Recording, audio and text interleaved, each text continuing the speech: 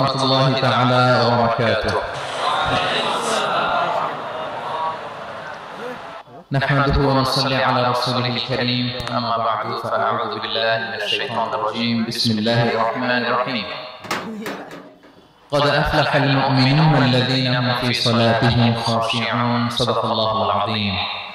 رب اشرح لي صدري ويسر لي أمري واحلل عقدة من لساني يفقهوا قولي. সম্মানিত সুধী, সূরাতুল মুমিনুনের প্রথম 10টি আয়াতের বিশেষ ফজিলত রয়েছে, তাৎপর্য রয়েছে। এই 10টি আয়াতের সংক্ষিপ্ত তাফসীর আমি আপনাদের সামনে পেশ করব ইনশাআল্লাহ বিইذنিল্লাহ। তো সূরাতুল মুমিনুন, আল্লাহ দেখেন মুমিনদের নামে সূরা দিয়েছেন সূরাতুল মুমিনুন, আবার কাফিরদের নামেও একটা সূরা ডেডিকেট করেছেন। সূরাটার নাম কি বলেন তো? সূরাতুল কাফিরুন। আবার মুমিনুনা কাফিরুনা মাঝামাঝি আল মুনাফিকুন, তাদের নামে আল্লাহ একটা সূরা দিয়েছেন সূরাতুল মুনাফিকুন। তো এই সূরাটা আমাদেরকে উৎসর্গ করা, আমাদের জন্য ডেডিকেট করা, মুমিনুন নামে এই সূরাটা। এই সূরাটা নাজিলের একটা প্রেক্ষাপট আছে, যেটাকে আরবিতে শানে নুজুল বলে। ওটা বলে আমি মূল ব্যাখ্যা বা আলোচনার দিকে চলে যাচ্ছি। সম্মানিত সুধী, রাসূলুল্লাহ সাল্লাল্লাহু আলাইহি ওয়াসাল্লামের কাছে আল্লাহ তাআলা যে কোরআন নাজিল করেছেন, এই কোরআন যেটা লেটেস্ট ভার্সন অফ রেভেলেশনের সর্বশেষ ভার্সন, এটা আল্লাহ তাআলা বিষ্ণু সাল্লাল্লাহু আলাইহি ওয়াসাল্লামের কাছে নানাভাবে নাজিল করতেন। কোরআন নাজিল হওয়ার অনেকগুলো পদ্ধতি ছিল, সবসময় একইভাবে কোরআন আসতো না। কখনো কখনো কোরআন আসতো মিসলা সালসালাতুল জাওয়াস, আমরা ঘন্টা যখন বাজাই যে বিকট শব্দ হয়, এরকম বিকট আওয়াজে মাঝে মাঝে কোরআন নাজিল। আপনাদের মনে থাকবার কথা, বাংলাদেশে আমরা যখন প্রাইমারি স্কুলে পড়তাম বা হাই স্কুলে পড়তাম, ঘন্টা শেষ হলে, একটা ক্লাস শেষ হলে দপ্তরে কি করতো বলেন তো? হ্যাঁ, দিত না? মনে পড়ে? পিকচারাইজেশন হচ্ছে? আচ্ছা, প্রচন্ড আওয়াজে ওই বেলের মধ্যে বাড়ি দিত। তখন আমরা বুঝতাম কি একটা ঘন্টা হয়েছে। এক ক্লাস শেষে একটা দিত, দুই ক্লাস শেষে দুইটা, ক্লাস যখন সব শেষ তখন অনেকগুলো দিত, বুঝতাম যে ছুটি আমাদের। এরকম রিংগিং বেল, বেল যদি বাজানো হয়, ঘন্টা বাজানো হয়, এটার যেরকম বিকট শব্দ, এরকম বিকট আওয়াজে মাঝে মাঝে কোরআন নাজিল হতো। রাসূল সাল্লাল্লাহু আলাইহি ওয়াসাল্লাম বলেন, এই প্রসেসে কোরআন রিসিভ করা আমার জন্য বড্ড কষ্ট করছিল। আমাদের আয়েশা রাদিয়াল্লাহু তাআলা আনহা বলেন, প্রচন্ড শীতের রাতে আমরা কাঁপতাম শীতে, আর বিষ্ণু সাল্লাল্লাহু আলাইহি ওয়াসাল্লাম থামতেন। ওয়া ইন্না জাবিনাহু লা ইয়াতাফাসসাদু আরাফান, আমরা শীতে কাঁপতাম, কম্বল জড়িয়ে রাখতাম, আর বিষ্ণু নবীর কপাল বেয়ে ঘাম ঝরতো। সুবহানাল্লাহ ওয়া বিহামদিহি। এভাবে তিনি কষ্ট করে কোরআন রিসিভ করেছেন। এটা একটা পদ্ধতি। আরেকটা পদ্ধতি হচ্ছে মিসলা দাবিয়া সাউতিন নাহাল, মৌমাছির ভন ভন শব্দের মতো কোরআন নাজিল হতো। যখন নাজিল হতো, রাসূল সাল্লাল্লাহু আলাইহি ওয়াসাল্লামের মুখের সামনে, চেহারার সামনে মৌমাছি ভন ভন ভন ভন করলে যেরকম সাউন্ড, এরকম একটা সাউন্ড হতো। তা সাহাবারা কাছাকাছি যারা থাকতেন, ওনারা উইটনেস করেছেন অনেকবার। আজকের এই আলোচনাটা এটার সাথে প্রাসঙ্গিক, আমি বলবো আপনাদের। দুইটা পদ্ধতি গেল। আরেকটা পদ্ধতি হচ্ছে মিন ওয়ারা'i হিজাব, পর্দার অন্তরাল থেকে সরাসরি আল্লাহ কথা বলতেন, রাসূল সাল্লাল্লাহু আলাইহি ওয়াসাল্লাম শুনতো। এটা কেবল একবারই হয়েছে, মেরাজের রাতে। তারপর মাঝে মাঝে ইয়ালকা ফি কুলুবি রাসূলিল্লাহ, আল্লাহ রাসূল সাল্লাল্লাহু আলাইহি ওয়াসাল্লাম অন্তঃকরণে আল্লাহ তাআলা ঢেলে দিতেন ওহী। আচ্ছা, আবার কখনো কখনো জিবরাইল আলাইহিস সালাম ওনার মূল আকৃতিতে ওহী নিয়ে আসতেন। ওনার যে বিসূরাতিহিল আসলিয়া, জিবরাইল আলাইহিস সালামের যে মূল সূরা, এই সূরাতে আসতেন। এই সূরাতে রাসূল সাল্লাল্লাহু আলাইহি ওয়াসাল্লাম জিবরাইল আলাইহিস সালামকে জীবনে দুইবার দেখেছিলেন। একবার ওই যে হেরা গুহার ওখানে দেখেছিলেন, আর একবার সেই সিদরাতুল মুনতাহা মেরাজের রাতে দেখেছিলেন। 600 পাখা মেলে বিশাল আকৃতি নিয়ে পুরো দিগন্ত বিস্তৃত করে জিবরাইল আলাইহিস সালাম নেমে আসতেন। দুইবার এভাবে রাসূল সাল্লাল্লাহু আলাইহি ওয়াসাল্লাম দেখেছিলেন। এভাবে কোরআন নাযিল হতো। আবার কখনো কখনো রাসূল সাল্লাল্লাহু আলাইহি ওয়াসাল্লাম এই যে হিউম্যান শেপে, মানুষের আকৃতিতে আসতেন, দেখতে মানুষের মতো লাগতো। মানুষের আকৃতিতে জিবরাইল আলাইহিস সালাম এসে কোরআন পৌঁছে দিয়ে যেতেন। বিষ্ণু সাল্লাল্লাহু আলাইহি ওয়াসাল্লাম বলতেন, এই প্রসেসে ওহী রিসিভ করা আমার জন্য সবচেয়ে সহজ ছিল। এটা তো খুব স্বাভাবিক, ন্যাচারাল, যে একজন মানুষ এসে আমার সাথে কথা বললে, মানুষ মানুষের সাথে কথা বলবে, এটা তো খুব ফ্লেক্সিবল হবে, কমফোর্টেবল হবে। বাকি পদ্ধতিগুলো রাসূল সাল্লাল্লাহু আলাইহি ওয়াসাল্লামের জন্য কঠিন ছিল। এবং এই সূরাতে যখন জিবরাইল আলাইহিস সালাম আসতেন, তখন দিহিয়াতুল কালবি আল আনসারী নামে এক সাহাবীর সূরাতে আসতেন। ওনার তওবাটা আল্লাহর কাছে খুব পছন্দ হয়েছিল। জাহেলি যুগে অনেক কন্যা সন্তানকে তিনি জীবিত পতিত করেছিলেন। পরে একবার এমন রিপেন্টেন্ট হলেন, অনুতপ্ত হলেন, অনুশোচনায় পড়ে আল্লাহর কাছে এমন কান্না করলেন, আর অনুশোচনার চোখের পানি আল্লাহ বড্ড পছন্দ করেন। অনুতপ্ত বান্দা যখন অনুতপ্ত হয়ে কাঁদে, তার চোখের পানি তার চোখ বেয়ে, নাক বেয়ে জমিনে ড্রপ করার আগে আল্লাহ বান্দাকে মাফ করে দেয়। তো আল্লাহর কাছে এত পছন্দনীয় হয়েছিলেন, মানুষের সূরাতে আসতে ওনার সূরাতে এসে তিনি কোরআন দিয়ে যেতেন রাসূল সাল্লাল্লাহু আলাইহি ওয়াসাল্লামকে। তো মুসনাদে আহমদ ইবনে হাম্বল একটা হাদিস এসেছে, ওমর ফারুক রাদিয়াল্লাহু তাআলা আনহু এই হাদিসটা বর্ণনা করেন। তিনি বলেন যে আমরা একবার রাসূল সাল্লাল্লাহু আলাইহি ওয়াসাল্লামের পাশে বসা, হঠাৎ সামি'না দাওয়িয়া সাউতিন নাহল, মৌমাছির ভনভন ভনভন শব্দ শুনতে পেলাম, কিন্তু তাকিয়ে দেখি কোনো মৌমাছি নেই। তখন বুঝলাম যে রাসূল সাল্লাল্লাহু আলাইহি ওয়াসাল্লাম ওহী রিসিভ করছেন।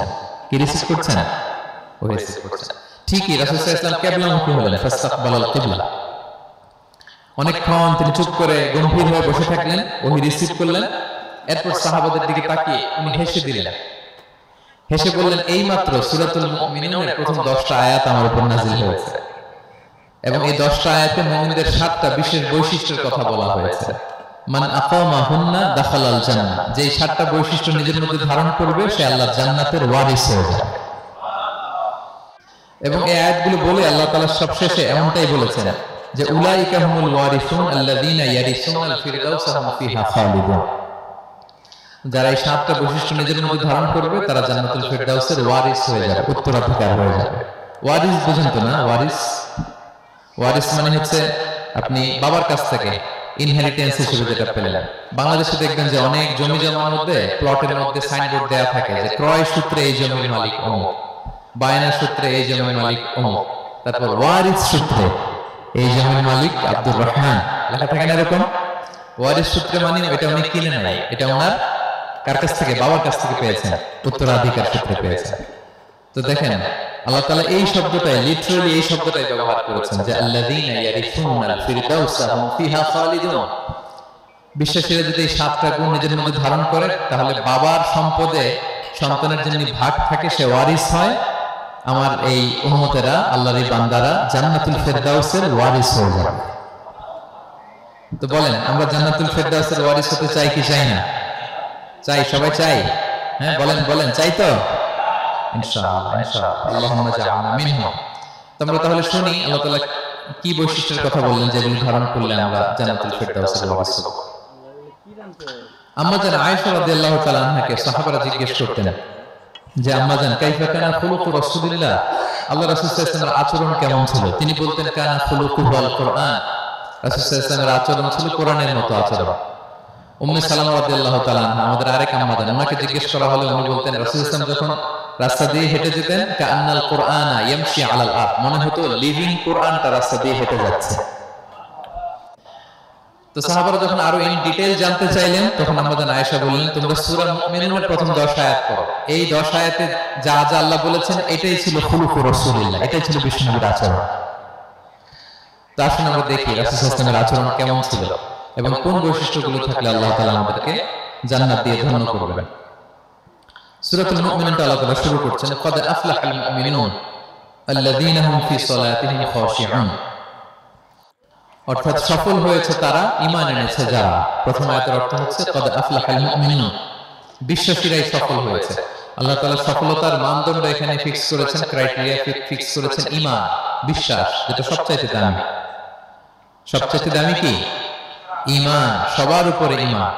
এজন্য যারা ঈমান এনেছে আল্লাহর উপর, যারা বিশ্বাস স্থাপন করেছে তারাই সফল হয়েছে। তো এই বিশ্বাসীদের কিছু গুণাবলী থাকতে হবে, কিছু ফিচার থাকতে হবে, তবেই তারা জান্নাতের ওয়ারিস হবে। সেগুলো কি আল্লাহ শুরু করছেন। আল্লাহ বললেন প্রথম বৈশিষ্ট্য হচ্ছে আল্লাযীনা হুম ফি সালাতিহিম খাশিউন। 7টা বৈশিষ্ট্যের প্রথমটা বলতেছে যারা সফল হয়েছে বিশ্বাসীরা, ওই বিশ্বাসীরা যারা তাদের সালাতে বিনয়াবনত থাকে, বিনম্র থাকে। সালাত যখন আদায় করে তারা খুশু খুদুর সাথে সালাত আদায় করে, এটা হচ্ছে প্রথম বৈশিষ্ট্য, বিনয়ের সাথে। খুশু খুদু মানে হচ্ছে অন্তরের একাগ্রতা এবং অঙ্গ প্রত্যঙ্গের একাগ্রতা। খুব সহজে আপনার অন্তরটাও থাকবে, এখানে আল্লাহর ভয় থাকবে, একাগ্র চিত্তে আপনি আল্লাহকে স্মরণ করবেন, আবার অঙ্গ প্রত্যঙ্গগুলো ঠিক থাকবে, এগুলো নড়াচড়া করবে না। আমরা অনেকে সালাতে দাঁড়ালে খুব বেশি নড়াচড়া করি, সালাতে কিন্তু খুব বেশি মুভমেন্ট করা যায় না, এটা নিষেধ। খুব জরুরি প্রয়োজন ছাড়া মুভমেন্ট করা নিষেধ। আল্লাহ বলেন আল্লাযীনা হুম ফি সালাতিহিম খাশিউন, প্রথম বৈশিষ্ট্য হচ্ছে যারা তাদের সালাতে বিনয়াবনত থাকবে, একাগ্র চিত্তে সালাত আদায় করবে। এতটা একাগ্র চিত্তে তারা অন্তরের মধ্যে এই উপলব্ধি ধারণ করবে যে আমি যে ইবাদত করছি এটা আল্লাহ দেখছেন, Allah is watching me, Allah is observing me, আল্লাহ তাআলা সরাসরি দেখছেন। এবং রাসূল সাল্লাল্লাহু আলাইহি ওয়াসাল্লাম এটাই বলেছেন যে আনতা আবুদাল্লাহা কাআন্নাকা তারাহু ফাইন লাম তাকুন তারাহু ফাইন্নাহু ইয়ারাক। এমন ভাবে ইবাদত করো মনে করো যে তুমি আল্লাহকে দেখছো। আর এটা যদি ভাবতে, এই উপলব্ধি আনতে যদি কষ্ট হয়, তাহলে অন্তত এতটুকু তো ভাবো যে আল্লাহ তোমায় দেখছেন, আল্লাহ আমাকে দেখছেন। এই ভাবনাটা অন্তরে আনা যায় না? চাইলেই আনা যায়। আমরা যেন এই উপলব্ধিটা নিজেদের মধ্যে, রিয়েলাইজেশনটা বিল্ড আপ করার চেষ্টা করি যে আমি যে মুসল্লায় দাঁড়ালাম, এই যে আমি কিয়ামুল লাইল করতেছি, এই যে তারাবিতে আমি 20 রাকাত পড়তেছি লম্বা সময় ধরে, আল্লাহ কিন্তু দেখছেন। আমার সিজদা, আমার রুকু, এগুলো আল্লাহ তাআলা সরাসরি কি করছেন? দেখছেন। এই ফিল নিয়ে যদি আপনি সালাতে দাঁড়ান, এটা হচ্ছে খুশু খুদু। সাহাবারা এতটা বিনয়াবনত ভাবে একাগ্র চিত্তে নিমগ্ন হয়ে সালাতে প্রবেশ করতেন। মরুভূমির মাঝখানে আমরা সালাত পড়ার সময় মাঝে মাঝে মরুভূমির পাখি এসে আমাদের কাঁধে বসে যেত, মাথায় বসে যেত। পাখিগুলো মনে করতো এগুলো হয়তো খেজুর গাছ টাছ কিছু একটা হবে। কি হবে? খেজুর গাছ খেতে হবে। আবার যখন রুকুতে যেতেন, পাখি উড়াল দিত। তার মানে কি? খুব বিনয়াবনত ভাবে, বিনম্র চিত্তে তোমরা সালাত পাঠ করতে। তাহলে এটা হচ্ছে প্রথম বৈশিষ্ট্য। প্রিয় ভাইরা, আমরা যেন সালাতে অত্যন্ত বিনয়ের সাথে, একাগ্র চিত্তে, with full of solemnity and submission, একটা সাবমিসিভ ভাব যেন আপনার থাকে, যে আপনি নিজেকে সর্বোচ্চ উজাড় করে নিজেকে আল্লাহর কাছে পেশ করছেন। এই অ্যাটিটিউডটা যেন আমাদের নামাজের মধ্যে থাকে। এটা হচ্ছে এক নম্বর বৈশিষ্ট্য। আল্লাযীনা ফি সালাতিহিম খাশিউন, যারা বিনয়াবনত ভাবে থাকে। অনেকে বলে হুজুর মন বসে না নামাজে আমার। এটা অনেকের প্রশ্ন, অনেকের জিজ্ঞাসা, যে মনটা ধরে রাখতে পারে না। নামাজে দাঁড়ালে সারাদিন যেটা মনে হয় না, ওটা নামাজে মনে চলে আসে। এরকম হয় না? সারাদিন এটাকে কি যেন ভাবতেছিলাম মনে নাই, নামাজে দাঁড়ালেই মন চলে আসে। তারপরে মনকে আরবিতে বলে, অন্তরকে বলে কলব। কলব মানে যেটা খুব নড়াচড়া করে, মুভমেন্ট করে, এটাই কলব। মন দেখবেন এদিকে ছোটে, ওদিকে ছোটে। ওই যে আমরা ছোটবেলায় একটা গান শুনতাম, গানটা হচ্ছে পাগল মন, মন কেন এত কথা বলে। মানে মন এদিকে ছোটে, ওদিকে ছোটে। মনকে ধরে রাখা বড্ড জটিল, কষ্টকর। তো এটা স্বাভাবিক। অনেকে বলে হুজুর আমার মন থাকে না নামাজে, একাগ্র চিত্তে নামাজ তো আদায় করতে চায়, কিন্তু মনটাকে ধরে রাখা যায় না। তো কিভাবে এই খুশু খুদু, সাবমিসিভনেস আপনি কিভাবে বাড়াবেন, এটাও বিষ্ণু ইসলাম আমাদেরকে ইনস্ট্রাক্ট করেছেন, গাইড করেছেন। কিভাবে এই খুশুটা আসবে, অন্তরের মধ্যে একাগ্রতা আসবে। এক নম্বর পদ্ধতি হচ্ছে খুশু খুদু বাড়ানোর। সালাতে যখন আপনি দাঁড়াবেন, বিষ্ণু বলেন সল্লু সালাতান মুআদ্দিয়া। বিষ্ণু বলেন মনে করো যে নামাজটা পড়তেছো, এটা হতে পারে তোমার বিদায়ী নামাজ, শেষ নামাজ জীবনের। হতে পারে না? ধরেন যে মাগরিবের সালাত যে আমরা আজকে পড়বো, এমন তো হতে পারে এটাই আমাদের জীবনের শেষ নামাজ। কি বলেন? হতে পারে কি না? পারে। আমরা কে কখন চলে যাব আমাদের তো জানা নাই। তো এই যে মুসল্লায় যখন আমরা দাঁড়াই, তখন কেন আমরা এটা ভাবি না যে it could be the last and final prayer in my life? হতে পারে এটাই আমার জীবনের শেষ নামাজ। এটা যদি আপনি ভাবতে পারেন, তখন দেখবেন ঠিকই আপনার একাগ্রতা, সাবমিসিভনেস এটা বাড়তেছে। আপনাকে যদি বলা হয় যে আজকে রাত 10টায় তোমার দুনিয়ার সফর শেষ, নতুন স্টেশনে যেতে হবে, আলামুল বারজাকে, তোমার শেষ, তোমার মৃত্যু হয়ে যাবে। আজকে যে মাগরিব আর এই যে এশা আর যে তারাবির সালাত, এটাই তোমার লাস্ট নামাজ, যাও এটাই তোমার লাস্ট চান্স। এটা যদি আজকে আমরা জানি, এই হলরুমে যারা আছে, যদি এটা জেনে যায় যে আজকের তারাবিটাই শেষ তারাবি, শেষ সুযোগ, বলেন তো আমাদের অবস্থা কি হবে? প্রতিদিন ধরেন যে মাগরিবের নামাজের পরে একটু নিউজ দেখেন, একটু ফেসবুকে ঢুকেন, আজকে তো ঢুকবেন, তাই না? ঢুকবেন। কি করবেন আজকে? আল্লাহ, সব বাদ দিয়ে ওযু করে আতর মেখে জায়নামাজটা ভিজিয়ে দীর্ঘ কিয়ামুল লাইল করবেন। সিজদায় পড়ে চোখের পানি দিয়ে জায়নামাজ ভিজিয়ে দেব আমরা, ঠিক না? কারণ আমি নিশ্চিত হতে পেরেছি এটাই আমার শেষ নামাজ। তো এটা তো প্রত্যেক সালাতের ক্ষেত্রেই আমাদের প্রযোজ্য। আসলে আমরা যদি নামাজ পড়ি, যে কোনো নামাজই তো আমার শেষ চান্স হতে পারে। কি বলেন? হতে পারে কি পারে না? বলেন তো। পারে। এই টেকনিকটা রাসূল সাল্লাল্লাহু আলাইহি ওয়াসাল্লাম শিখিয়েছেন, বলেছেন সাল্লু সালাতান মুআদ্দিয়া। মনে করে এটাই হতে পারে তোমার জীবনের শেষ নামাজ। আমাদের ইউনিভার্সিটিতে ইমাম বেসার, যিনি চিফ ইমাম, উনি নামাজের আগে একটা চমৎকার অ্যানাউন্সমেন্ট দেয়। উনি বলে যে লেটস পারফর্ম দিস সালাহ as if this is our last and final prayer. চলুন এমন ভাবে নামাজটা পড়ি, ভাবি যে হতে পারে এটাই আমার জীবনের শেষ নামাজ। তাহলে সম্মানিত শুধু এই ভাবনাটা নিয়ে যদি আমরা মুসল্লায় দাঁড়াই, দেখবেন যে ওই দিন আপনার মনে দৃশ্য দিক যাবে না, একটা ভয় কাজ করবে যে হায় হতে পারে এটাই আমার লাস্ট চান্স, আর আমার রবকে সিজদা দেওয়ার সুযোগ হয়তো আমি আর পাবো না। তাহলে এখন থেকে আমরা সালাতে যখন দাঁড়াবো, এটা ভাববো যে this could be my last chance in my life. হতে পারে এটাই শেষ চান্স। আমি একাগ্র চিত্তে আমার সালাতটাকে আল্লাহর কাছে উপস্থাপন করি। কি বলেন, পারা যাবে তো ইনশাআল্লাহ? খুশু বাড়ানোর 1 নম্বর টিপস। খুশু বাড়ানোর 2 নম্বর টিপস হচ্ছে তাড়াহুড়ো না করা। আমরা অনেকে তাড়াহুড়ো করি, রুকু থেকে হুট করে দাঁড়িয়ে যাই, তারপরে সোজা হয়ে দাঁড়িয়ে না থেকে তাড়াতাড়ি সিজদায় চলে যাই, 2 সিজদার মাঝখানে ধীরস্থিরভাবে বসার কথা আমরা না বসে দ্বিতীয় সিজদায় চলে যাই। এই প্রবণতা আমাদের অনেকের আছে না? এটা কিন্তু নিষেধ। তা'দীলুল আরকান, বাকি সব মাযহাবে এটা ফরজ। আপনি তাড়াহুড়ো করলে আপনার নামাজে হবে না। আর আমাদের মাযহাবে, হানাফি মাযহাবে এটা ওয়াজিব। ওয়াজিব তরক করলে সাউ সিজদা দিতে হয়। 2 সিজদার মাঝখানে আপনি সুস্থির হয়ে বসবেন। অনেকে দেখা যায় একটা সিজদা দিয়ে মাথা কোনো রকম উঠিয়ে আরেক সিজদায় বসেন না ঠিক মতো আরামসে, এরকম আছে না? এটা যদি কেউ করে আমাদের মাযহাব অনুযায়ী তার সাউ সিজদা দিতে হবে। তাহলে এরকম তাড়াহুড়ো করা যাবে? আর এখন থেকে তো কি করবেন বলেন? ধীর স্থির ভাবে নামাজ পড়বো। No rushing in salah, no hastiness in salah. নামাজে রাশ করা যাবে না, রিল্যাক্সের সাথে আমরা নামাজ পড়বো, ধীর স্থির ভাবে নামাজ পড়বো। রুকু সিজদাগুলো খুব চমৎকার ভাবে আদায় করব। রাসূল সাল্লাল্লাহু আলাইহি ওয়াসাল্লাম রুকু যে দিতেন, ওনার পিঠটা এত স্ট্রেট ফরওয়ার্ড হতো, সাহাবারা বলতেন লা ইস্তাকাররা আলাইহিল মা লা সাব্বা আলাইহিল মা আলাস্তাকাররা। পানি ভর্তি 1 গ্লাস পানি যদি রাসূল সাল্লাল্লাহু আলাইহি ওয়াসাল্লামের রুকু দেওয়া পিঠের উপর রেখে দেওয়া হয়, পানিটাও পড়বে না, গ্লাসটাও ভাঙবে না। তার মানে এত স্ট্রেট ফরওয়ার্ড পিঠ ছিল। আবার রাসূল সাল্লাল্লাহু আলাইহি ওয়াসাল্লাম বলতেন আসওয়াউন নাসি সারিকাতান মান ইয়াসরিকু ফিস সালাহ। তিনি বললেন সবচেয়ে বড় চোর যে নামাজে চুরি করে। সাহাবারা বললেন ওয়া কাইফা ইয়াসরিকু মিন সালাতিহি ইয়া রাসূলুল্লাহ, নামাজে আবার কিভাবে চুরি করে? রাসূল সাল্লাল্লাহু আলাইহি ওয়াসাল্লাম বললেন লা ইউতিমু রুকুআহা ওয়া সুজুদাহা, রুকু সিজদাগুলো সুন্দর করে আদায় করে না, সেই নামাজ চোর। তার জন্য রুকু সিজদাগুলোকে খুব সুন্দরভাবে ধীর স্থির ভাবে যেন আমরা আদায় করি, আমরা যেন তাড়াহুড়ো না করি। রাসূল সাল্লাল্লাহু আলাইহি ওয়াসাল্লাম মসজিদে নববীতে বসা এক সাহাবী এসে নামাজ পড়ে রাসূল সাল্লাল্লাহু আলাইহি ওয়াসাল্লামকে সালাম দিলেন। রাসূল সাল্লাল্লাহু আলাইহি ওয়াসাল্লাম সালামের উত্তর দিয়ে বলেন ইরজি' ফাসাল্লি ফাইন্নাকা লাম তুসাল্লি, যাও তুমি আবার নামাজটা পড়ে আসো, তোমার নামাজ হয়নি। সাহাবী যে আবার নামাজ পড়ে আবার আসলেন, রাসূল সাল্লাল্লাহু আলাইহি ওয়াসাল্লাম আবার বললেন সাল্লি ফাইন্নাকা লাম তুসাল্লি, নামাজ পড়ে আসো, হয়নি। আবার গেলেন, আসলেন, আবার বললেন তুমি নামাজটা পড়ে আসো, হয়নি। এবার তো বেচারা কেঁদে দিয়ে বলে ইয়া রাসূলুল্লাহ লা উহসিনু মিন যালিক, এর চেয়ে ভালো পারি না, আপনি আমাকে শিখিয়ে দেন। রাসূল সাল্লাল্লাহু আলাইহি ওয়াসাল্লাম তখন বললেন যখন নামাজে দাঁড়াবা ফাতিহা পড়বা আর একটা সূরা মেলাবা, ধীরস্থির ভাবে দাঁড়াবা। যখন রুকুতে যাবা হাত্তা তাতমাইন্না রাকিআন, ধীরস্থির ভাবে রুকু করবা। তুমি তাড়াহুড়ো করেছো, রুকু থেকে যখন সোজা হয়ে দাঁড়াবে ধীরস্থির ভাবে দাঁড়াবা, নাকি তাড়াহুড়ো করবে না? ধীরস্থির ভাবে দাঁড়াবে, কয়েক সেকেন্ড দাঁড়াবেন, তাসবিহ পড়বেন, এরপরে সিজদায় যাবেন। যখন সিজদায় যাবে হাত্তা তাতমাইন্না সাজিদান, রিল্যাক্স। সালাতের মধ্যে কিভাবে থাকতে হবে? উইথ রিল্যাক্সেশন, রিল্যাক্সের সাথে তুমি সিজদা দিবা। 2 সিজদার মাঝখানে বসে আবার রিল্যাক্স, আবার তুমি ধীরস্থির ভাবে বসবা। এইভাবে পুরো সালাতটা প্রত্যেকটা রাকাত তুমি এভাবে আদায় করবে। তার মানে সালাতে তাড়াহুড়ো করতে রাসূল সাল্লাল্লাহু আলাইহি ওয়াসাল্লাম নিষেধ করেছেন। এমনকি অনেক সময় আমরা রুকু পাবো না বলে দৌড়ে যে সালাতে অংশগ্রহণ করি, এটাও নিষেধ করেছেন। আমরা অনেক সময় এরকম করি না?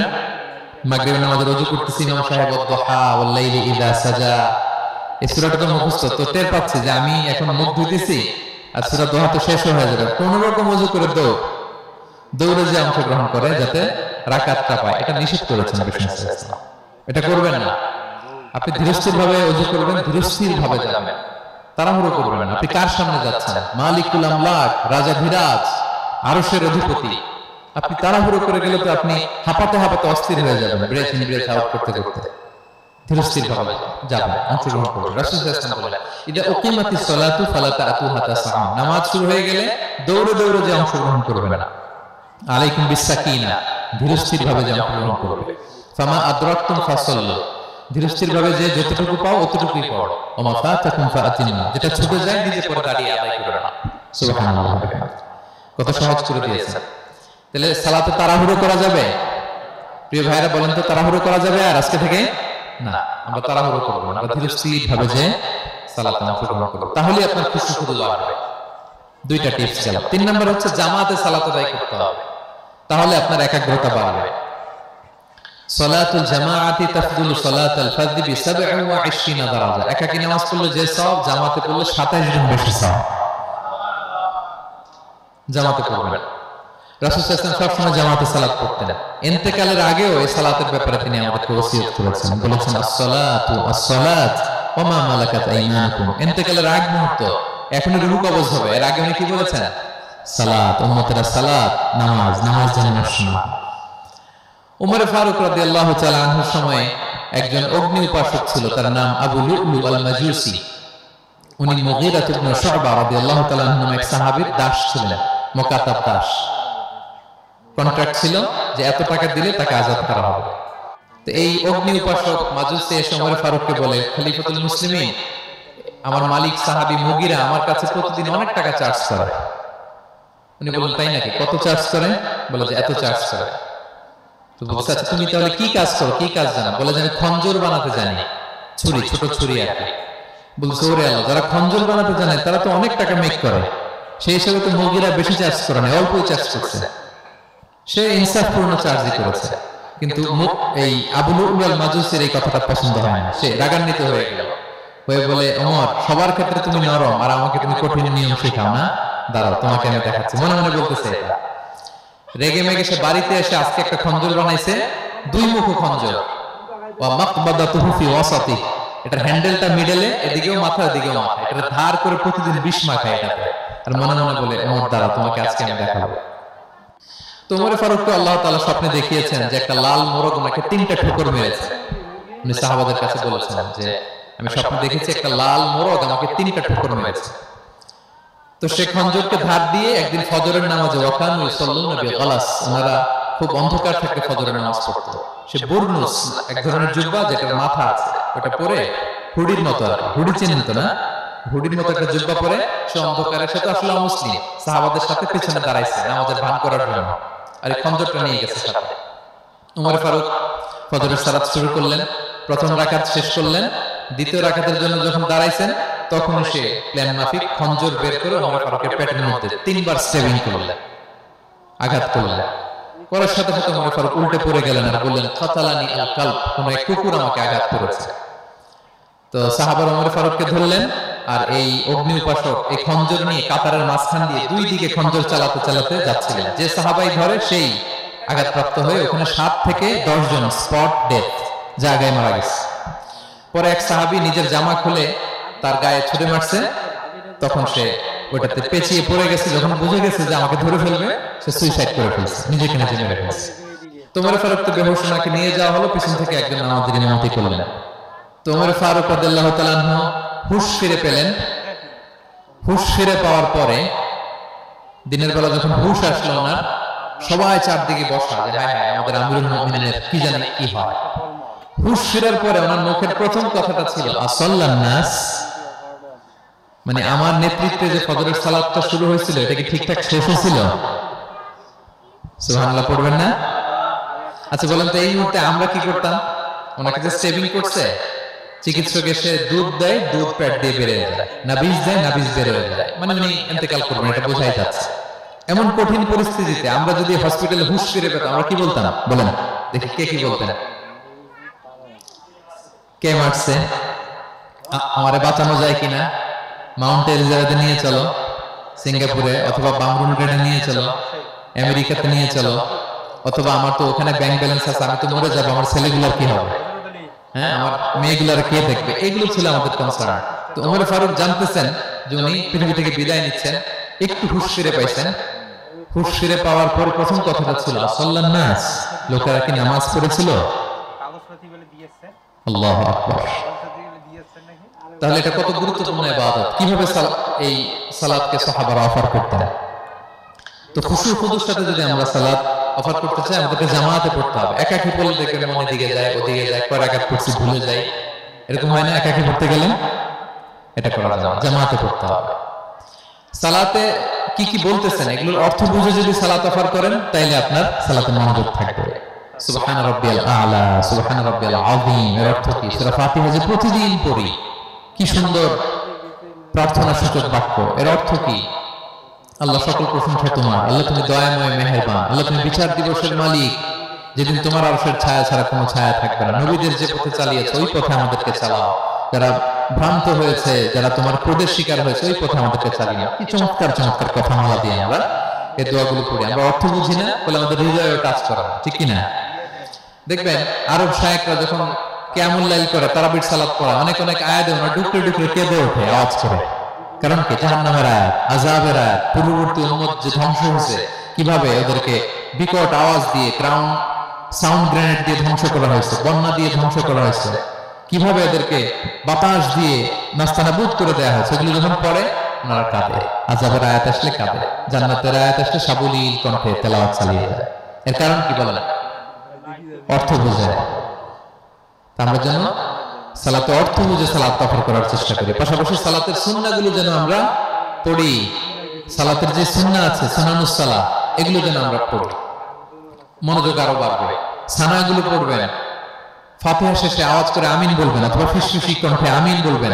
বিষ্ণু ইসলাম বলেন, ইদা আম্মানাল ইমামু ফাআমিনু, ইমাম আমিন বললে তোমরাও আমিন বলো, কারণ এই মাত্র একটা দোয়া করা হয়েছে। সূরা ফাতিহাটা কি? একটা দোয়া। ইদা ওয়াফাকা তা'মিনুকুম তা'মিনাল মালাইকাতি গুফিরা লাহুম মা তাকাদ্দামা মিন যামবিহি ওয়া মা তাআখার।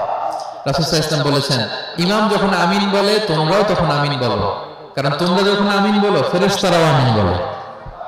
আর তোমাদের আমিন আর ফেরেশতাদের আমিন যখন একসাথে হয়ে যায়, তোমাদের পূর্বের সব গুনাহ আল্লাহ মাফ করে দেয়। এটা আমিন বলা সুন্নাহ, বলবেন। নামাজ বাঁধার পরে সুন্নাত নামাজে, নফল নামাজে সানাগুলো পড়বেন। কত চমৎকার অর্থবোধক সানা আছে। আমরা তো শুধু সুবহানাকাল্লাহুম্মা বিহামদিকা ওয়া তাবারাকা ইসমুকা ওয়া তাআলা জাদ্দুকা শুধু এটাই পড়ি। রাসূল সাল্লাল্লাহু আলাইহি ওয়াসাল্লাম তাকবীরে তাহরিমে বাঁধার পরে অনেক চমৎকার চমৎকার দোয়া পড়তেন। ইন্না সালাতি ওয়া নুসুকি ওয়া মাহইয়ায়া ওয়া মামাতি লিল্লাহি রাব্বিল আলামিন। আমার সালাত, আমার ইবাদত, আমার জীবন মরণ সবটাই কার জন্য? এই দোয়াটা পড়তেন শুরুতেই। তারপর পড়তেন, ওয়াজ্জাহতু ওয়াজহিয়া লিল্লাযী ফাতারাস সামাওয়াতি ওয়াল আরদা হানিফা ওয়া মা আনা মিনাল মুশরিকিন। আমার সবকিছুকে আমি এক সত্তার দিকে ফেরালাম, একনিষ্ঠ হয়ে, আর আমি মুশরিক নই, আমি আল্লাহর দিকে একনিষ্ঠ হলাম। এই দোয়াগুলো পড়তেন। আল্লাহুম্মা বাঈদ বাইনি ওয়া বাইনা খাতায়ায়া কামা বা'আদতা বাইনাল মাশরিকি ওয়াল মাগরিব। আল্লাহুম্মা নাক্কিনি মিন খাতায়ায়া কামা ইয়ানক্কা আস-সাওবুল আবয়াদু মিনাদ দানাস। আল্লাহুম্মা আগসিল খাতায়ায়া বিল মা'i ওয়াস সালজি ওয়াল বারাদ। এগুলো সানা, এগুলো যে সানা আমরা জানি না। সানা মানে হচ্ছে প্রশংসাসূচক কথা। আমরা শুধু সুবহানাকাল্লাহুম্মা বিহামদিকা এতটুকুই পড়ি। রাসূল ইসলাম বলতেন, আল্লাহ আমার আর আমার গুনার মাঝে এতটুকু দূরত্ব করে দাও, পূর্ব থেকে পশ্চিম যত দূর, আমার আর আমার গুনার বোঝার মাঝে এতটুকু দূরত্ব তুমি করে দাও। সাদা কাপড় যেমনি ধুয়ে ফকফকা করা হয়, আল্লাহ আমাকে তুমি গুনাহমুক্ত করে এরকম ফকফকা সাদা বানিয়ে দাও, শুভ্র বানিয়ে দাও। আল্লাহ আমাকে তুমি বরফ দিয়ে, ঠান্ডা পানি দিয়ে, তুষারপাত দিয়ে ধুয়ে আমার গুনাহগুলো তুমি পরিষ্কার করে আমাকে তুমি নিষ্পাপ করে দাও। এগুলো বলে এরপর আলহামদুলিল্লাহ রাব্বিল আলামিন সূরা ফাতিহা শুরু করতেন। সালাম ফিরানোর আগে বিষ্ণু সাল্লাল্লাহু দোয়া মাসুর পড়তেন। কত চমৎকার মাসুর দোয়া আছে। আবার বিষ্ণু বলতেন, লা ইউসাল্লিমান্না আহাদুকুম হাত্তা ইয়াতাআওয়াদা আন আরবা মিন আযাবিল কবর মিন আযাবি জাহান্নাম মিন ফিতনাতিল মাহইয়া ওয়াল মামাত মিন ফিতনাতিল মাসিহিদ দাজ্জাল। আমার কোন উম্মত যেন সালাম ফিরানোর আগে এই চারটা জিনিস থেকে পানাহ চাওয়া ছাড়া যেন সালাম না ফিরে। একটা কি? আল্লাহ তুমি জাহান্নামের আযাব থেকে বাঁচাও, আল্লাহ তুমি কবরের আযাব থেকে বাঁচাও, আল্লাহ জীবন মরণের ফিতনা থেকে বাঁচাও, আল্লাহ তুমি দাজ্জালের ফিতনা থেকে বাঁচাও। পড়ে না আমিন। তো এত এনগেজমেন্ট যদি আপনার নামাজে থাকে, আপনার মন এদিক সেদিক যাবে? হ্যাঁ, আপনি অর্থ খেয়াল করতেছেন, আযাবের আয়াত আসলে আপনি অশ্রুসিক্ত হচ্ছেন, আপনি দোয়া মাসুর পড়ছেন, আপনি সানা পড়ছেন, আপনি দীর্ঘ সময় কিয়ামুল লাইল করতেছেন, আপনার মনে এদিক সেদিক ছুটবে? বলেন তো ছুটবে না। এই টিপস গুলো বিষ্ণু সাল্লাল্লাহু আলাইহি ওয়াসাল্লাম শিখিয়েছেন। এগুলো যদি আমরা পালন করি, তাহলে আল্লাযীনা হুম ফি সালাতিহিম খাশিউন, বিনম্র চিত্তে সালাত আদায়কারী হিসেবে আমরা আল্লাহর কাছে পরিগণিত হব। তাহলে প্রথম নাম্বার শর্তটা বুঝতে পারছেন কিভাবে সালাত আদায় করতে হবে? হ্যাঁ বলেন তো একজন, কি করতে হবে? কিভাবে সালাত? খুশুর সাথে, বিনয় বিনত চিত্তে, সাবমিসিভ ভাবে, নাকি তাড়াহুড়ো করবেন? কিভাবে পড়বেন নামাজ? ধীরে সুস্থে, উইথ রিল্যাক্স। দুই নম্বর আল্লাহ বলেন, ওয়াল্লাযীনা হুম আনিল লাগবি মুরিদুন। এক নম্বরে তো তারা নামাজে যখন দাঁড়ায় ধীরে স্থির ভাবে খুশুর সাথে পড়ে। দুই নম্বর হচ্ছে তারা অনর্থক কাজ থেকে বিরত থাকে। অনর্থক কথা, কাজ এগুলো মুমিনরা বলে না, এগুলো তো জড়ায় না। মিনিংলেস কোন কাজের সাথে বিশ্বাসীদের কোনো সম্পর্ক, অর্থবোধক কাজ, ভালো কাজ, কল্যাণমূলক কাজ, সামাজিক কাজ, মানবতার কল্যাণে যে কাজগুলো আছে এগুলোর সাথে তারা জড়ায়। বিষ্ণু ইসলাম বলেছেন, মিন হুসনি ইসলামিল মারই তারকুহু মা লা ইয়ানি। ব্যক্তির ইসলামের সৌন্দর্য হচ্ছে যে ব্যক্তি এমন কোন কাজ করবে না যেটার কোনো মিনিং নাই, মিনিংলেস কাজ থেকে সে বেঁচে থাকবে। মুহাদ্দিসিনে ইকরাম এই হাদিসটাকে বলে রুবউদ্দিন। মানে দিন ইসলামকে যদি 4 ভাগ করেন, এই 4 ভাগের 1 ভাগের কথা এই হাদিসের মধ্যে চলে আসছে। সেটা কি? যে বিশ্বাসীরা কোনো অনর্থক কাজে জড়ায় না নিজেদেরকে। অনর্থক কাজ, কথাবার্তা, অপ্রয়োজনীয় আড্ডা, অপ্রয়োজনীয় খোঁজ গল্প, অন্যকে নিয়ে সমালোচনা, অন্যের গীবত, শিকায়াত, ওর এই সমস্যা, চায়ের আড্ডাতে আমরা এরকম সমালোচনার ঝড় তুলি, ঠিক কিনা বলেন? ঠিক কিনা? এটা করা যাবে না। আপনি জান্নাতেরও ওয়ারিস হবেন, আবার চা মুখে নিয়ে আপনি শিকায়াত করবেন, গীবত করবেন, দুইটা একসাথে যাবে না। তাহলে বিশ্বাসীরা কোনো অনর্থক কাজে জড়ায় না, মিনিংলেস কাজে জড়ায় না। তারা ভালো কাজে, কল্যাণের কাজে জড়ায়। মিনিংলেস কোনো কথাও বলে না, কারণ তারা জানে মা ইয়ালফিযু মিন কাওলিন ইল্লা লাদাইহি রাকীবুন আতীদ। আমরা যা বলি, মুখ নিঃসৃত যা বের হয়, এটাকে লিখে রাখার জন্য একদল ফেরেশতা আছে, রাকীব পর্যবেক্ষণকারী, আতীদ একেবারে প্রহরীর মতো আছে। বললেই টুকে নেয় সব। সূরা ইয়াসিন আল্লাহ বলেন ওয়া কুল্লা শাইইন আহসাইনাহু ফি ইমামিন মুবিন। আমি ইমামুম মুবিন নামক এক দালিলি রেজিস্ট্রি খাতায় সবকিছু তুলে রাখছি, সব পাই টু পাই আপনি পাবেন। আপনি অবাক হবেন, মালি হাযাল কিতাবি লা ইগাদিরু সাগীরাতান ওয়ালা কাবীরাতান ইল্লা আহসাহা। এটা কেমন আমলনামা, ছোট্ট ভালো কাজ করেছে ওইটাও আছে, ছোট্ট খারাপ করেছে ওইটাও আছে। অবাক হবেন আপনি, সব আল্লাহ তাআলা সেখানে তুলে রাখবেন। তো বিশ্বাসীরা কোনো অনর্থক কথা কাজের সাথে জড়ায় না, এজন্য কারণ তারা জানে এগুলো সব রেকর্ডেড, সব রেকর্ডেড। আপনার কোনো কাজ যদি রেকর্ড করা হয় এবং বলা হয় যে এটা গণমানুষের কাছে উপস্থাপন করা হবে, আপনি কি করবেন তখন বলেন তো? খুব সতর্ক হয়ে চলবেন, সতর্ক হয়ে বলবেন। হ্যাঁ, এই যে আমরা যে এই ক্যামেরা থাকলে যেভাবে কথা বলি, সবসময় কি এইভাবে বলি না? আমরা যখন নিজেদের ঘরোয়া আড্ডায় বসে আমরা কত কথা বলে ফেলি, ইনফরমাল অনেক কথা বলি, যেগুলো ক্যামেরা থাকলে বলি না, কারণ এটা ফরমাল, এটা কোটি মানুষের কাছে যাবে, সবাই শুনবে, সবাই জানবে, এজন্য আমরা সাবধান হয়ে কথা বলি। কি বলেন? তো এই যে এই ক্যামেরা কিন্তু অদৃশ্য ক্যামেরা, চারদিকে আমাদের ইমাম মুবিন নামক অদৃশ্য ক্যামেরা দিয়ে সব রেকর্ড করা হচ্ছে। রেকর্ড করে দিচ্ছেন কে? পাই টু পাই হিসাব চাওয়া হবে। আল্লাহ সুপ্রিম কোর্টের কাঠগড়ায় সব হিসাব চাইবেন আল্লাহ তাআলা, আপনি যে দেখবেন। তো বিশ্বাসীরা এই সেন্সটা মাথায় রাখে, সব যেহেতু রেকর্ডেড, যা মনে চায় মুখ দিয়ে বলা যাবে, যা মনে চায় করা যাবে না। এজন্য অহেতুক কথাবার্তা, অহেতুক সমালোচনা, অহেতুক গসিপিং, অহেতুক কমেন্টস এগুলো করবো না। এখন সোশ্যাল মিডিয়ার যুগে দেখবেন যে কমেন্টস এর বন্যা বয়ে যায়, যার যেটা মনে চায়, কারণ ধরার কেউ নাই, দেখার কেউ নাই, বলার কেউ নাই, যা মনে চায় লিখতে থাকে। হ্যাঁ, বিশাল একজন বড় মাপের লোক, তার ওখানে যে লিখতেছে যা মনে চায়, গালি গালাজ, ওনাকে অ্যাডভাইস দেওয়া, নসিহত দেওয়া ইচ্ছে মতো। বিশ্বাসীরা এটা করে না, তারা অনর্থক কোনো কাজে জড়ায় না, এবং কেউ জড়াতে চাইলেও তাকে স্পেস দেয় না। একদল আছে দেখবেন যে আপনি আজে বাজে কাজে জড়ান না, এটা আবার অনেকের ভালো লাগে না। তো তারা এসে আপনাকে জড়াতে চাবে, তর্ক করবে, আপনার সাথে ডিবেট করবে, পায়ে পাড়া দিয়ে ঝগড়া করবে, এরকম আছে না নাই? আপনার কমেন্ট বক্সে এসে দেখবেন যে গালি দিবে, হ্যাঁ, ট্যাগিং করবে, পোক করবে, মানে আপনাকে অস্থির বানাতে চাইবে। আপনি কি করবেন? আপনিও আর একটা গালি দিয়ে দিবেন কমেন্টসে। আপনারা তো স্বাধীনতা আছে নাকি? আপনি দিবেন গালি, কি করবেন? সালাম দিবেন। কি দিবেন? ওয়া ইযা খাতাবাহুমুল জাহিলুনা ক্বালু সালামা। সূরা ফুরকান আল্লাহ বলেছেন যে মূর্খরা যখন অনর্থক তর্ক করতে আসতে চায়, বিশ্বাসীরা তাদের সাথে ওই ফাঁদে তারা পা দেয় না। তারা কি করে? সালাম দিয়ে কেটে পড়ে। তাহলে পায়ে পাড়া দিয়ে যদি কেউ এখন থেকে ঝগড়া করতে চায় আমাদের সাথে, আমরা কি করব? সালাম দিয়ে ওখান থেকে কেটে পড়ব।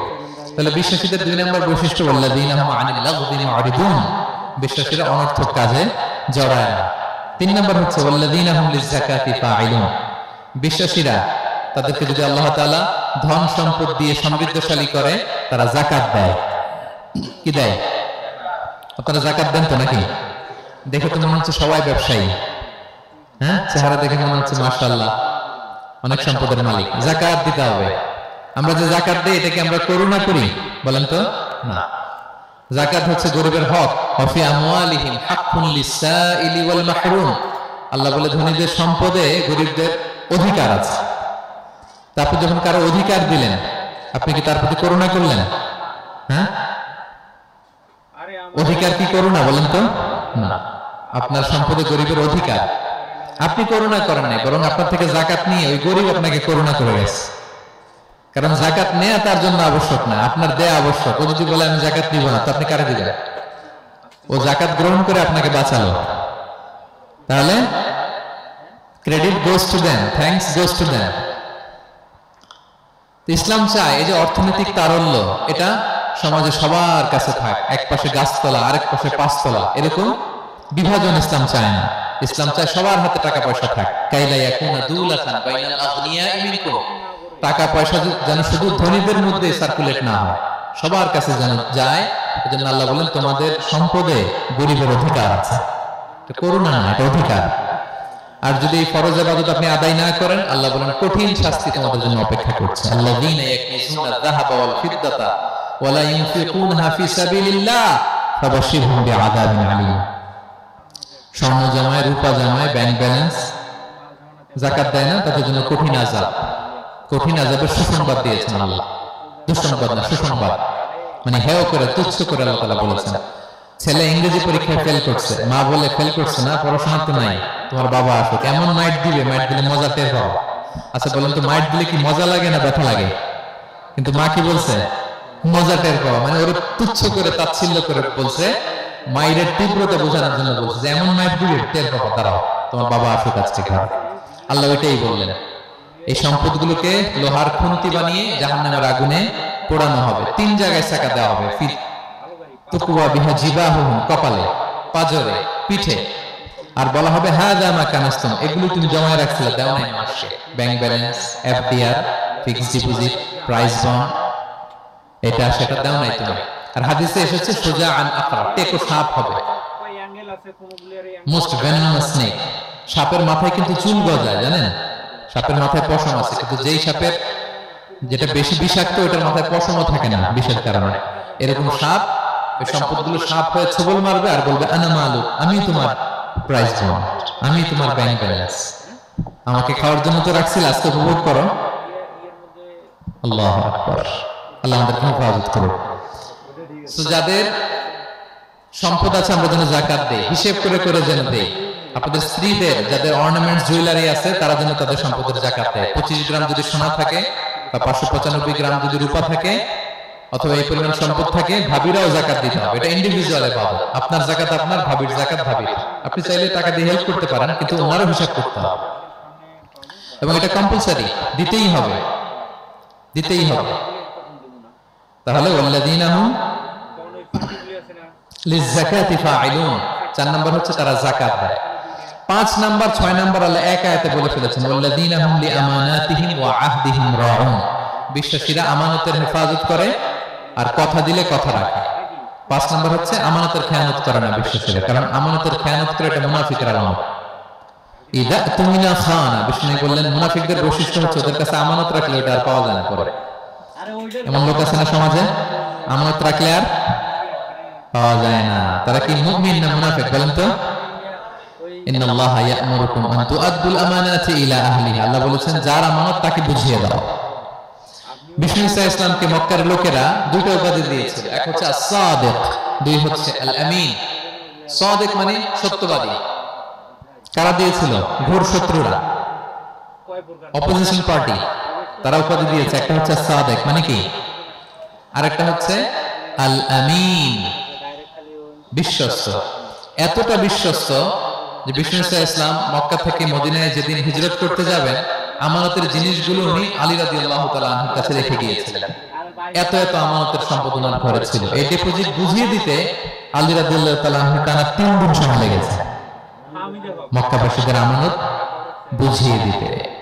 সো যার আমানতদারিতা নাই তার ঈমান নাই। বিষ্ণু বলেছেন লা ঈমানা লিমান লা আমানাতা লা, যার আমানতদারিতা নাই ওর ঈমানই নাই। এবং আমানত ধ্বংস হয় এটা কিয়ামতের আলামত। ইযা দুইয়াতিল আমানাতু ফান্তাযিরিস সাআ, যখন আমানত নষ্ট হবে তোমরা কিয়ামতের অপেক্ষা করো। এখন বলেন তো আমাদের সমাজে আমানতের কি অবস্থা? খুবই খারাপ। আল্লাহু আকবার। আমানতটা কিন্তু এই যে এই ভাই আমাকে 2000 রিঙ্গিট রেখে বলছে আগামী মাসে এটা আমি নিব, একটু রাখেন, শুধু এইটাই আমানত না। আল্লাহ আপনাকে যে পুরো সম্পদ দিয়েছেন এটা আমানত। আপনার ব্যবসা প্রতিষ্ঠান এটা আল্লাহর দেয়া আপনার কাছে আমানত। আপনার ছেলে আছে, মেয়ে আছে, স্ত্রী, তারা আল্লাহর দেয়া আমানত আপনার কাছে। আপনার নেম, আপনার ফেম, আপনার পাওয়ার, আপনার নলেজ, এগুলো আল্লাহর দেয়া আমানত। আপনি দেশের প্রধানমন্ত্রী, পুরো দেশটা আপনার কাছে আমানত, ঠিক কিনা? এই আমানতের ব্যাপারে জিজ্ঞেস করা হবে। বিশ্বাসীদের বৈশিষ্ট্য, তারা আমানতকে হেফাজত করে, আমানত রক্ষা করে, আমানতের খেয়ানত তারা কোশ্চিনকালেও করে না। 6 নম্বর হচ্ছে ওয়া আহদিহিম রাউন, বিশ্বাসীরা কথা দিলে কথা রাখে, তারা ওয়াদার খেলাফ করে না। ওয়াদার খেলাফ করাও কিন্তু মুনাফিকের আলামত। ওয়া ইযা ওয়াআদা আখলাফা, ওয়াদা দিলে মুনাফিকরা এটা খেয়ানত করে, তারা কথা দিয়ে কথা রাখে না।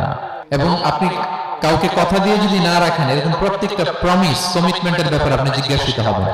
আল্লাহ বলেন ওয়া আউফু বিল আহদি ইন্নাল আহদা কানা মাসউলা। কথা দিলে কথা রাখো, ছেলে মেয়েদের কথা দিলে কথা রাখবেন, বন্ধু বান্ধবদেরকে কথা দিলে কথা রাখবেন, স্ত্রীকে কথা দিলে কথা রাখবেন। প্রমিস দিলে এটা রাখতে হবে, কারণ এর ব্যাপারে জিজ্ঞেস করা হবে। নবীদের মধ্যে ইসমাঈল আলাইহিস সালাম ওয়াদা রক্ষার ব্যাপারে খুব বেশি সোচ্চার ছিলেন। সব নবীরাই ছিলেন, উনি বেশি সোচ্চার। এজন্য আল্লাহ বলেন ওয়াযকুর ফিল কিতাবি ইসমাঈল ইন্নাহু কানা সাদিকাল ওয়া'দি ওয়া কানা রাসূলান নাবিয়্যা। উনি ছিলেন সাদিকাল ওয়া'দ, প্রতিশ্রুতি রাখতেন। এক লোকের সাথে ওনার কথা হলো যে আগামীকাল বিকেলে ওনারা দেখা করবেন। ইসমাঈল সাল্লাম বিকেল বেলা আগামীকাল যে এক গাছের নিচে কমিটমেন্ট ছিল যে অপেক্ষা করলেন, কিন্তু ওই লোক আসে নাই, ভুলে গেছে। ইসমাঈল সাল্লাম ভাবলেন আজকে ভুলে গেছেন, মনে হয় আগামীকাল আসবে, আগামীকাল না যাবে। এরপরের দিন আল্লাহ নবী ইসমাঈল যে ওই লোকের জন্য ওখানে হাজির, কিন্তু ওই লোক ওই দিনও আসে না। ইসমাঈল সাল্লাম বললেন মনে হয় এরপরের দিন আসবে। ইসমাঈল সাল্লাম এরপরের দিনও যায় হাজির। এভাবে একদিন দুই দিন না, টানা 30 দিন উনি আসরের পরে ওই গাছের নিচে ওই লোকের জন্য অপেক্ষা করেছেন। কারণ ইন্নাল আহদা কানা মাসউলা, কথা দিলে কথা রাখতে হবে। দেখেন আমরা কথা দিয়ে কথা রাখি তো নাকি? রাখেন রাখেন, সবাই বলেন এই চেষ্টা করে, চেষ্টা করতে হবে, রাইট? কথা দিলে আমরা যেন কথা রাখি। সব শেষে 7 নম্বর আল্লাহ বললেন ওয়াল্লাযীনা হুম আলা সালাওয়াতিহিম ইউহাফিজুন, বিশ্বাসীরা তাদের সালাত হেফাজত করে। একটু খেয়াল করে দেখেন, 7টা গুণের প্রথমটাও কি নিয়ে? সালাত নিয়ে, আবার শেষটাও। তার মানে কি বোঝা গেল? এটা বেশি গুরুত্বপূর্ণ না কম গুরুত্বপূর্ণ? সব নষ্ট হতে পারে, মুমিনের নামাজ নষ্ট হতে পারে, নামাজকে হেফাজত করতে হবে। হাফিজু আলা সালাওয়াত, আল্লাহ বললেন তোমাদের নামাজগুলোকে তোমরা হেফাজত করো। আগের যুগের উম্মতেরা সিনাগোগে না গেলে ইবাদত করতে পারতো না, চার্চে না গেলে ইবাদত করতে পারতো না, কিন্তু আমরা মসজিদেও নামাজ পড়তে পারি, বাইরেও পড়তে পারি। 5টা বিশেষ বৈশিষ্ট্য আল্লাহ তাআলা বিষ্ণু সাল্লাল্লাহু আলাইহি ওয়াসাল্লামকে দিয়েছিলেন। এর মধ্যে একটা হচ্ছে জুইলাত লি আল আরদু কুল্লুহা মাসজিদান ওয়া তাহুরা, আল্লাহ আমার জন্য পুরো জমিনটারে মসজিদ বানাই দিয়েছে। পুরো জমিন, আপনি ফ্লাই করতেছেন, বিমানে পড়তে পারবেন, আপনি সাগরে আছেন, জাহাজে পড়তে পারবেন, আপনি বিকেল বেলা মাঠে আছেন, ওযু থাকলে আল্লাহু আকবার বলে দাঁড়ায় যাবেন, বন্ধুদেরকে নিয়ে যে কোনো জায়গায় নামাজ পড়া যায়, ঠিক কি না? এই নামাজ নিয়ে কোনো এক্সকিউজ চলবে না। No excuse will be granted that day. দাঁড়িয়ে পড়তে পারেন না, বসে পড়তে হবে। বসে পারেন না তো শুয়ে পড়তে হবে। শুয়ে পারেন না তো ইশারায় পড়তে হবে। ওযুর জন্য পানি নাই তো তায়াম্মুম করে পড়তে হবে, ঠিক কি না? হাফিজু আলাস সালাওয়াত, সালাতের ব্যাপারে সচেষ্ট হও, কারণ এটা প্রথম হিসাব চাইবেন আল্লাহ। আল্লাহ বলেন আউয়ালু মা ইউহাসাবু বিহিল আবদু ইয়াউমাল কিয়ামাতি আস-সালাহ, কিয়ামতের সর্বপ্রথম হিসাব হবে নামাজের। আওয়াজ করে বলেন কিসের? ফাইন সালাহাত সালাহা সাইরু আমালি, নামাজের হিসাব যদি সহজ হয় সব সহজ, আর নামাজের হিসাব যদি গন্ডগোল হয় পুরো আমলনামায় গন্ডগোল লেগে যাবে প্রিয় ভাইরা। তাই আমরা যেন সালাতের ব্যাপারে যত্নবান হই, আমরা যেন খুশুর সাথে সালাত পড়ি, আমরা যেন অনর্থক কথাবার্তা কাজ থেকে যেন বেঁচে থাকি। আল্লাহ যাদেরকে আমাদেরকে সম্পদ দান করেছেন, আমরা যেন ফরজ যাকাতটুকু আদায় করি, আমরা যেন আমানতের ব্যাপারে সাবধান হই, সচেতন হই, আমানতকে যেন রক্ষা করি, আমরা যেন কথা দিলে কথা রাখি, এবং যে কোনো মূল্যে আমরা যেন সালাতকে হেফাজত করি। আমাদের সব মিস হতে পারে। কাজকে আমরা বলবো যে নামাজ আছে, নামাজকে বলা যাবে না আমার কাজ আছে, ঠিক কিনা বলেন? আওয়াজ করে বলেন ঠিক কিনা? কাজকে কি বলবো আমরা? নাকি নামাজকে বলবেন আমার একটু কাজ আছে? না, আমরা যেন সালাতের ব্যাপারে যত্নশীল হই, সচেতন হই। এই যে 7টা গুণের কথা বললাম, যারা এটার উপর আমল করবে, যারা এটা নিজের মধ্যে ধারণ করবে, আল্লাহ বলেন উলাইকা হুমুল ওয়ারিসুন, এরা ওয়ারিস, আল্লাযীনা ইয়ারিসুনাল ফিরদাউসা হুম ফিহা খালিদুন, তারা জান্নাতুল ফিরদাউসের ওয়ারিস হয়ে যাবে। আমরা যেন এই ভালো গুণগুলো, এই বৈশিষ্ট্যগুলো, এই ফিচারসগুলো যেন নিজেদের মধ্যে আত্মস্থ করতে পারি এবং জান্নাতুল ফিরদাউসের ওয়ারিস যেন আমরা হতে পারি। আল্লাহ তাআলা আমাদের সবাইকে কথাগুলো বোঝার ও আমল করার তৌফিক দান করুন। هذا ما عندي والعلم عند الله عليه توكلت وإليه أنيب والسلام عليكم ورحمة الله تعالى وبركاته.